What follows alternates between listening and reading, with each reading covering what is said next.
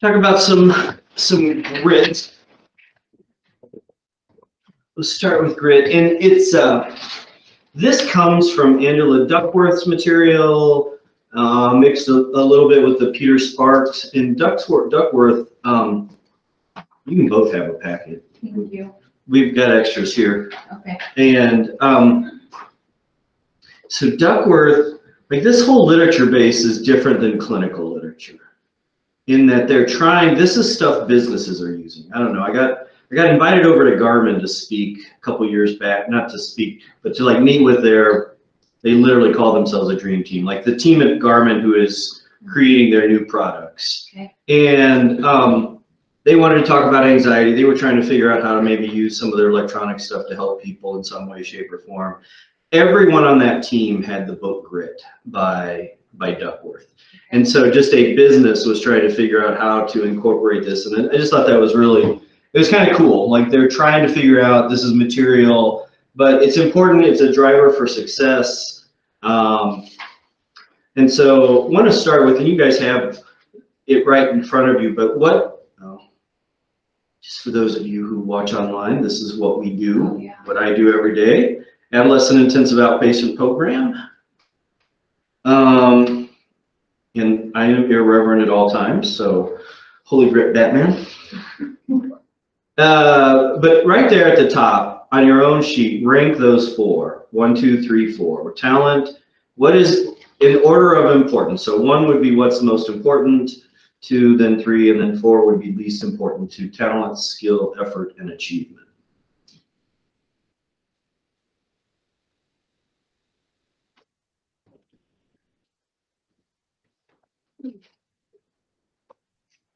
Sorry. Maybe I didn't have my cheaters on, I could.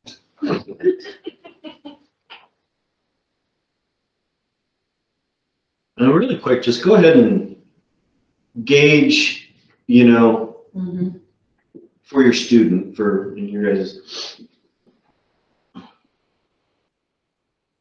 And I really want you to take this like double perspective on that one.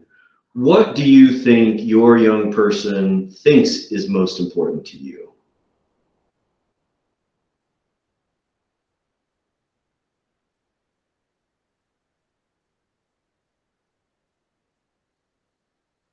Okay. So funnest conversation ever. I met with 50 principals from one of the school districts to do this talk. And 49 of them put effort as number 1.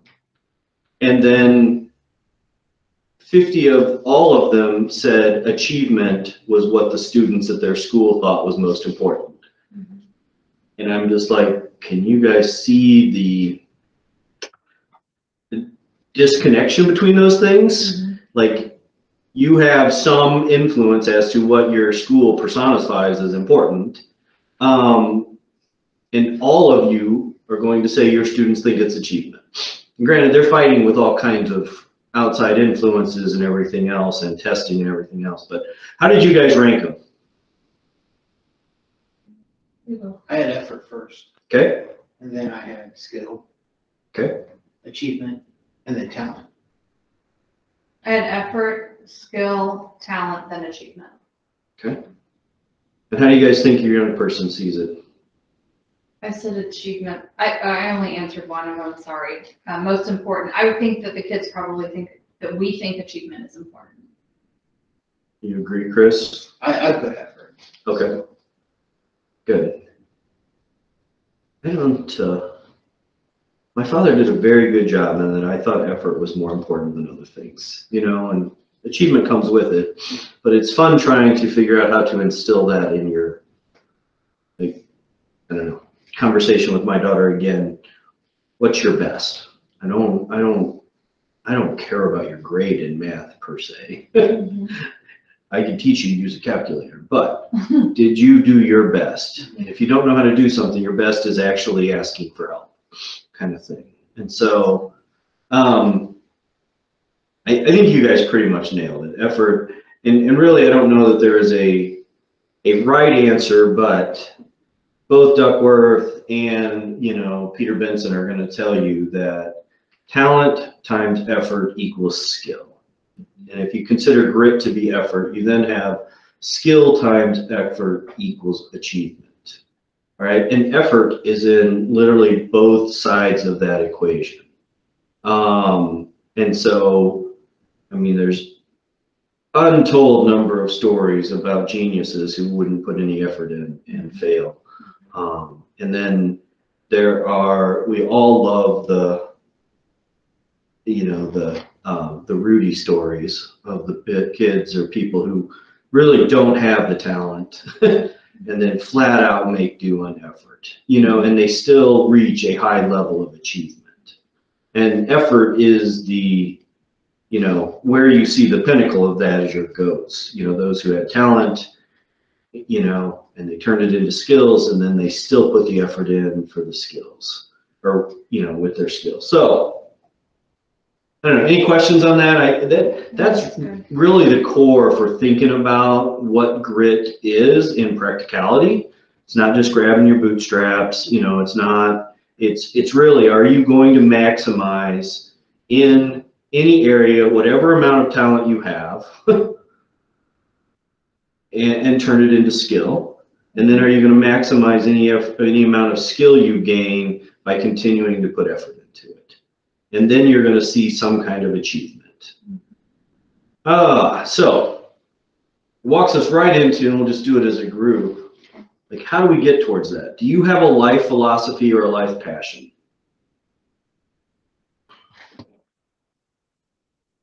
Either of you ever thought that way? I tend to go in waves. I'll have passions for seasons of life. Okay. I don't know that I've ever had the same passion my whole life other than our family. Okay. Right? That's. So family? But as far as gardening or church or missions or youth or something, those go in seasons. Okay. But there is something that always drives me. Chris? Yeah, I think mine's the same way. My passion would be family. Okay. Yeah, so like I would say helping children and families has been what's motivating me. Yeah. And it's a little different from yours because it's actually harder on me to be a father than it is to do this work. Because I literally have more passion here than just raising my children. And so it's interesting how that works. But, let's go back, even when you're in one of those seasons, how do you overcome challenges that interfere or get in the way of that? I think I used him a lot as a sounding board and a checkpoint to make sure, because I didn't used to always be good about prioritizing. Like I would take on too much and get burnt out. And so a time into our marriage, I realized he was a good person to help me sort that out and not get to that point of burnout. So I think challenges that interfere, just somehow everyone just probably needs to find their thing that helps them. But your challenge was that you would go too far. Yes. Right? So the challenge is you would burn yourself out on something because you said yes. Yes. Okay. That's what. Yeah, I think mine was just staying focused on the goal. Like, what is my goal? Well, my goal is my passion, my family. So whatever my decisions or whatever struggles I had, I would look beyond that to what's my goal. And then, like we said here, probably just keep putting effort in to get to that goal. Yeah. And that's exactly what we want our young people to do. So then what do you think are the challenges interfering with your students' success? Obviously, there's biological components. I would say probably for the most part, it's not really having a goal. Like, I don't know, or if they do have a goal, it's very short term. So I just don't think that they practice setting goals and like achieving them, like a 3-month goal, 6-month goal, 5-year goal. There's just, and I know that, it seems like that's where, I don't know, like, it seems like if there was a goal that the focus would be more intense on that goal instead of kind of veering off path or. Kind of, yeah, not even taking whatever turn comes up. Well, and at some point I'm going to start sounding like a broken record, but that really is the whole point of the sparks, the goals. And so, like, just to challenge back, if the focus on family and what seems to be missing, you know, in this case, because it's a recording, I'm trying not to say your kid's name, is to, how do you help them find that vision, that, you know, and that's why I talk in language of philosophy or passion, and that's comes from the literature. Goals, like, usually you feel like you can obtain a goal. Like, I can actually get there. And there's actually really good literature on that is the like the challenge point. Because once you reach it, what's next? And that really stresses out a lot of people, you know, like like students who like put all this energy into getting a graduate degree or a degree, and like feels like the graduation should be the culmination, and like that's just happiness, and then the next day they wake up and like, oh crap, you know, what do we do? And I'm like, once I heard that, that's from Jordan B. Peterson and listening to him, but once I heard that, I'm like, huh, that's why it never stopped me.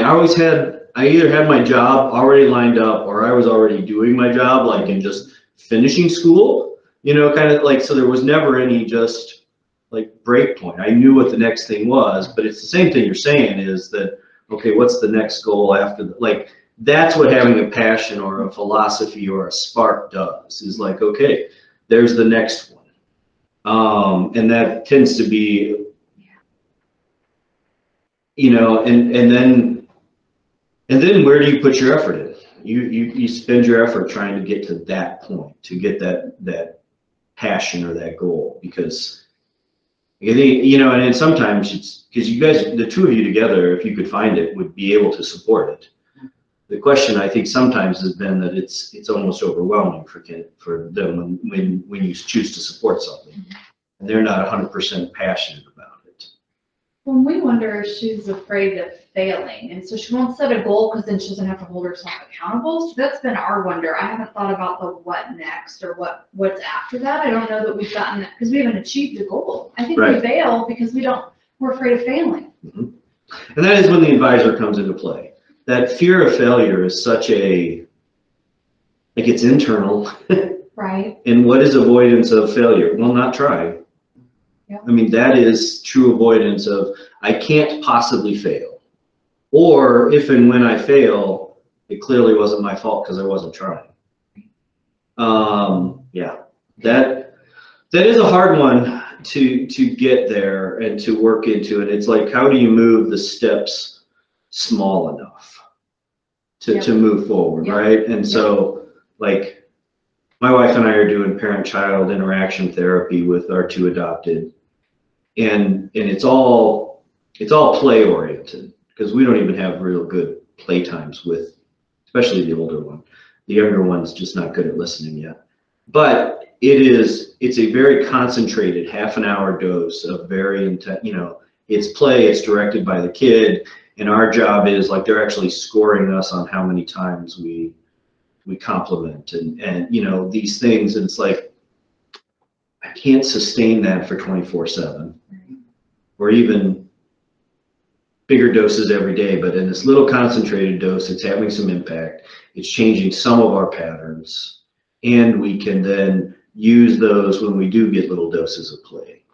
But it's really that philosophy of just getting the goal small enough that we can accomplish it, and then increasing from there. You still gotta have a direction to move that in, though. That's, you know, if you don't have, like, I loved your line on it, like, don't even have a path. You know, like, yeah. You know, and I think this plays into, and I think I've talked with you guys about this before, but the hope options. How do you define hope? As far as I can tell, there are three options. Faith that there is a light at the end of the tunnel, which is just, something will come in and save everything or make it better. Faith that there is something bigger than yourself. I think that includes spirituality and stuff. And then faith that you can make tomorrow better than today. And actually, this artist that my daughter put me onto just had a really good example. Are you a thermometer or are you a thermostat? So think about it. What's the difference? A thermometer literally just reacts to the world. It goes up and down based on temperature around it. A thermostat decides what the temperature is going to be. I'm going to figure out how to incorporate that in real quickly because I think that's a powerful way of thinking about things. I don't know. How do you guys think she defines hope? I don't know if she has hope. I think she might struggle with hope. I think that might lead to some of her anxiety and depression that she's experienced. That she doesn't see hope. Because follow that path. If you hope, you can fail. If you can fail, and that's what I want to avoid, I'm just stepping back the pieces of what I want to avoid. So if I avoid hope, and that's a big one. I will say as wonderful as my parents were, they would promise lots of things that never would materialize. We had no actual money, and they would say, we're going to get you something, and it wouldn't happen. They would say, we're going to go do this, and it wouldn't happen. What they did do was all wonderful and amazing, but I literally can remember when I quit wanting things because there wasn't any point to it, right? It didn't stop me from, I would go mow lawns. I mean, I had more cash in my family than my parents did for lots of reasons, but I stopped wanting, and that's not a good place to be either. You move into relationships and you're like, I don't know what I want. You go out, what do I want? It's kind of the same thing, and it's taken a while to get back that sensation of wanting, and then of course you go to you unhealthily go to extremes, and then you've got to find some kind of equilibrium, some kind of point in there that's there. So. Yeah, I think you've got a couple things there, helping her figure out a definition of hope, and then continuing to find some kind of passion. Does she like to serve anywhere, volunteer? Because sometimes passions can come over populations. I really want to work with dogs, or I really want to work with kids. Because the goal is to just get something to matter enough that you're willing to fail in small doses, because that's how we learn. Okay. Yeah, I think recently we've seen that she really has a passion, I think, for plants and planting. Okay. And that just is kind of recent that we kind of discovered that. For sure. So. We might be able to. Her caring for plants at home translated into a job at a nursery, which is translated into a conversation about, hey, what do you think of botany and agriculture? You're going to school and you don't really know, you're undecided, which is fine, but have that conversation, which is evolved into, what if you worked for the National Park Service? Can we start to dream about what a job looks like? Because if you ask her what she wants to do, she doesn't know. So she doesn't know how to imagine and dream up things to come to the, I don't like that, but I like that, and ranking those things in life. She's never been great at that, and I don't know why, I don't know where we got off, because we have a son who's totally opposite of her, so. But that, so we're trying to breathe into this. If this could become a passion, Jason, let's support that. So then think back on, what are your challenges in her directly taking information from you guys? I think that's the best way I can say that. So, even what you just did was slightly overwhelming to me, taking it all the way to a career path. Yes. When it's a spark. Okay. So, and I like that term. Does that make sense? This is a spark. How do we nourish a spark? Well, if you're building a fire, you're doing little twigs first, you know, and you're burning paper and things that are fast. And so what's a fast, meaningful project that could happen in your yard, a raised garden or herbs, you know, like, how can we see some successes without like building a greenhouse in our backyard, without assuming that you want to be a forest ranger? You know, like, does that make sense? Because you actually need the little, like, that plant didn't grow, this one did. That failure, why did that not work? She needs little failures that aren't overwhelming. Which is really good, because like, we're the opposite, right? Because like we said, we're planning goals. Yep. And we're way out in the future. We're thinking long term. So it's easy for us to take that leap and just like progress it down. But I understand your point that she's not there. Right. So Yeah, that's good. That's so good. We'll focus on the small wins and the small failures out of just the plants she has in the house that she's caring for. What went well, what didn't go well. Yeah. No big deal. Let's keep going. Let's learn from it. Yeah, and then. Yeah. We're there. Okay. But yes, then I start to dream. And it really is. Envision. You guys are so good at it. It's overwhelming to her. Okay, that's fair. Because really, like, you're still the models and the examples for her. Okay. I can't possibly be as good as they are at planning something, so why try? I mean, you really do have to, I don't know, controlling who you are so it doesn't overwhelm who they can be. I see that. Okay. Well, I'm going to finish hope. Yeah. There aren't really good examples of how hope and grit go together, like quotes in the world, but the Bible has a couple of them. You know, consider it pure joy, my brothers and sisters, whenever you face trials of many kinds, because you know that the testing of your faith produces perseverance. Let perseverance finish its work so you may be mature and complete, not lacking anything. Not only so, but we also glory in our sufferings, because we know that suffering produces perseverance. Perseverance, character, and character, hope. And hope does not put us to shame. And you look at that, and it's none of those are jumps. You know, those are steps. Yes. And they've got to be smaller steps, because you guys can see the character and the hope that could be there right away. And they can't. She can't. Okay. And it's the testing of the faith. So there you can just say it's the failure.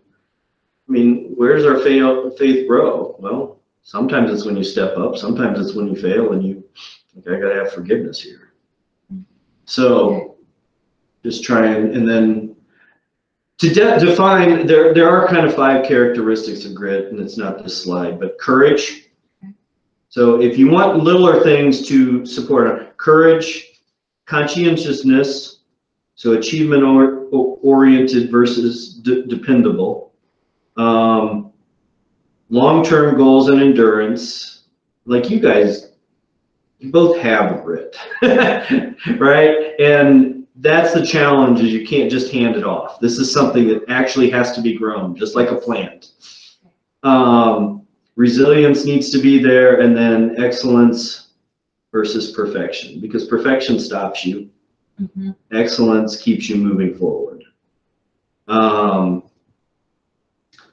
And so, you know, we've kind of laid it out. You guys got it on, it should be on your sheet, but pursue interest, find something that fascinates you.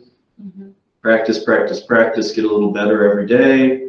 Connect to higher purposes, ask how often, you're helping others. Cultivate hope, the expectation that our own effort can improve our future. And so a way to talk about it is like, okay, so you watered that all week. You know, you watered it every day, and it started growing.